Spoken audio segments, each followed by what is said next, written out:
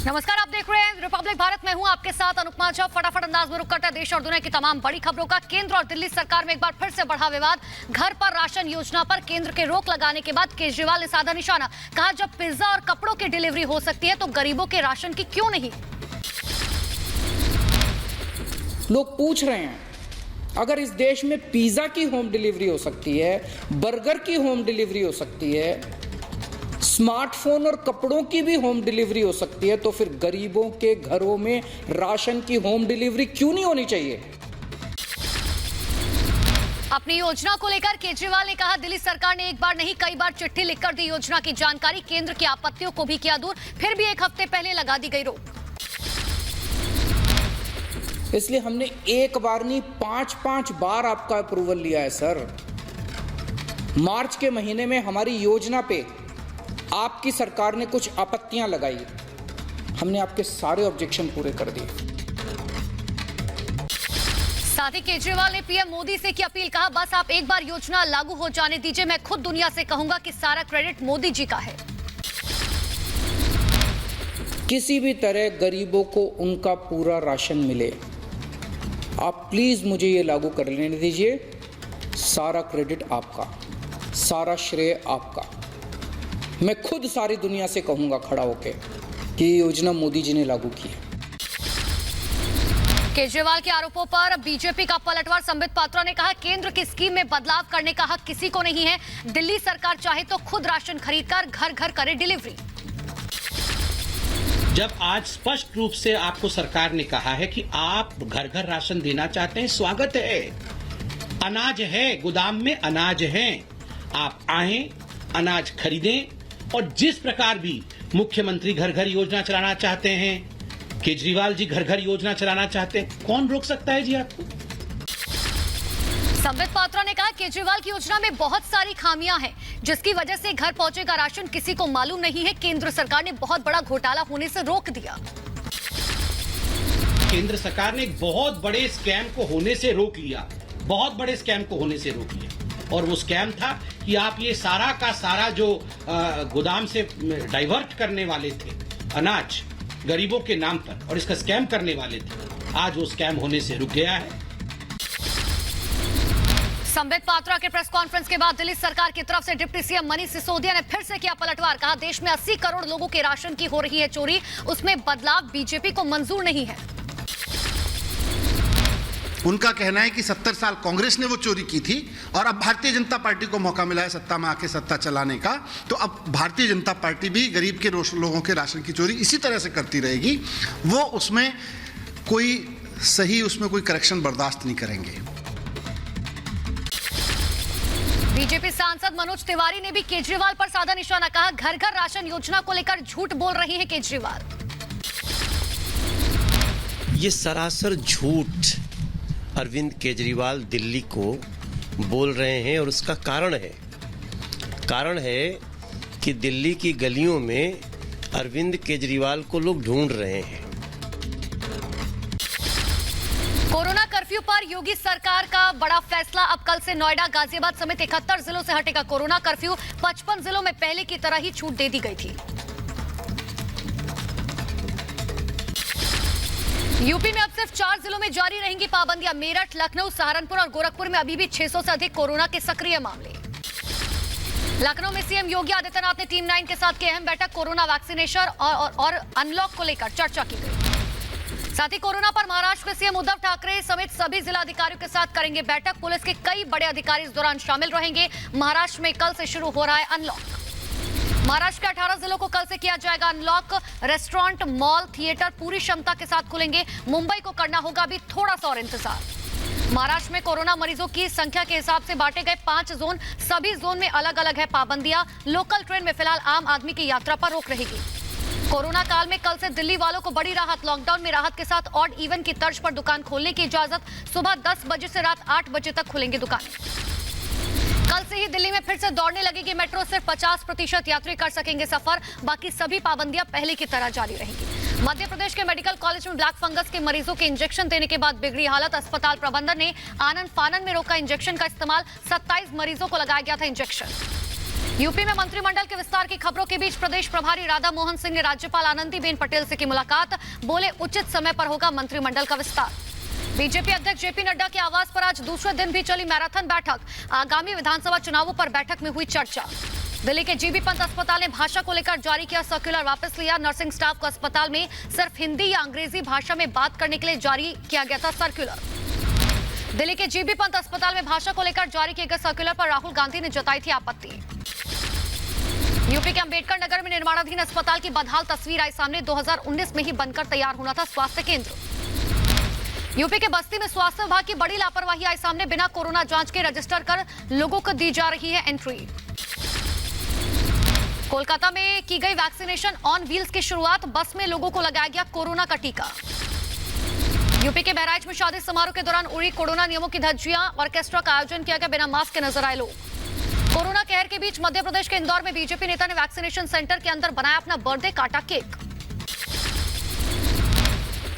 तो वहीं बढ़ते आगे, मध्य प्रदेश के इंदौर में शादी समारोह के दौरान जिला प्रशासन आबकारी विभाग ने मारा छापा। अवैध रूप से शराब का सेवन करते दिखाई दिए कई लोग।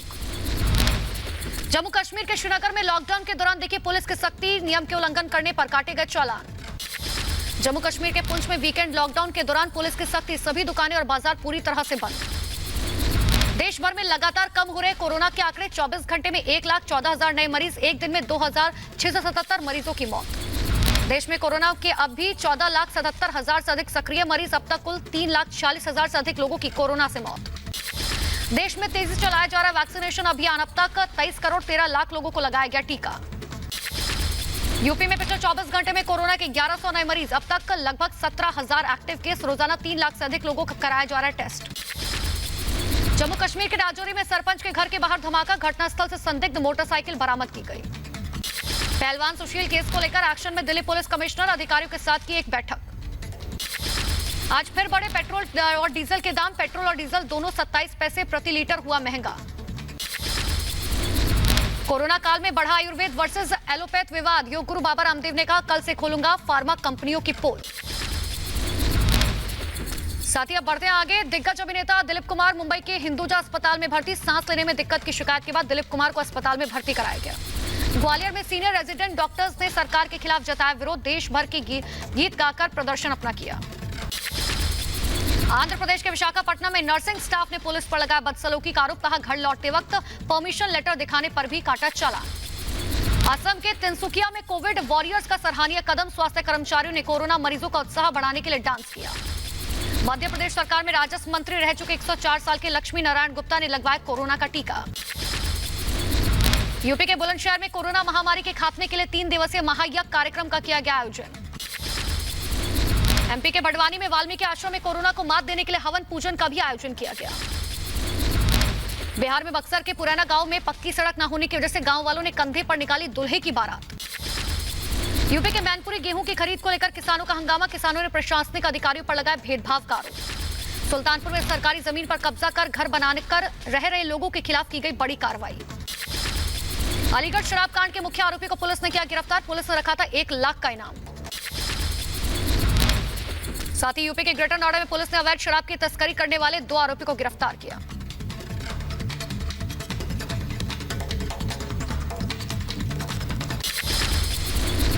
यूपी के बदायूं में कच्ची शराब बनाने वाले 3 लोगों को पुलिस ने गिरफ्तार किया। भारी मात्रा में शराब बरामद की। बुलंदशहर में ईंट भट्टे पर पुलिस ने की छापेमारी। भट्टे पर बनाई जा रही थी अवैध शराब। 4 लोगों को गिरफ्तार किया गया। संभल में कानून को ताक पर रखकर लोगों ने की चोर की बुरी तरह से पिटाई। चोर के आरोप में युवक को खंबे से बांधकर पीटा गया। रायबरेली में ग्रामीणों ने युवक को पेड़ से बांधकर पिटाई की। गेहूं चुराने का शख्स पर आरोप था। बिहार में शराबबंदी के बीच भागलपुर में परिवहन कार्यालय में शराब पीते पकड़े गए डाटा ऑपरेटर। पुलिस ने मौके से 7 डाटा ऑपरेटर्स को गिरफ्तार किया। इटावा में जिला पंचायत सदस्य धर्मेंद्र यादव ने जेल से छूटने पर निकाला काफिला। पुलिस ने 24 गाड़ियों को सीज किया। एमपी के भिंड में भीषण सड़क हादसा। ट्रैक्टर ने बाइक को मारी टक्कर। बाइक सवार की मौके पर हुई मौत। बदायूं में ट्रैक्टर से भिड़ी तेज रफ्तार कार। बाइक सवार दोनों युवक की मौके पर हुई मौत। पुलिस मामले की जांच में जुटी। अंबेडकर नगर में नदी में डूबने से शख्स की मौत। परिवार में पसरा मातम। बिहार के आरा में घरेलू विवाद में पति ने की पत्नी की हत्या। रेलवे ट्रैक पर पति ने फेंका पत्नी का शव।